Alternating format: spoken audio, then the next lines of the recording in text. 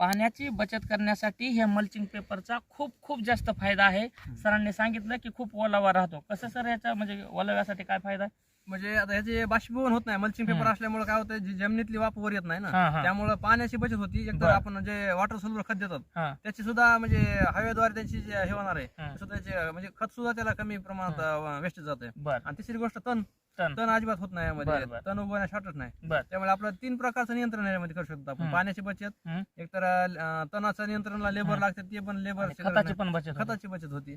आणि सगळ्यात महत्वाचं म्हणजे जे मल्चिंग पेपर नाही टाकलं तर पाणी सारखं द्यावं लागतंय. आणि चौथी गोष्ट, ह्याला पण मल्चिंग पेपर असल्यामुळे कीड सुद्धा कमी येते ह्याला. किडी येते कीड कमी आल्यामुळे त्यांचा आपला फवारणीचा खर्च सुद्धा वाचतो. बघा फवारणीचं सुद्धा.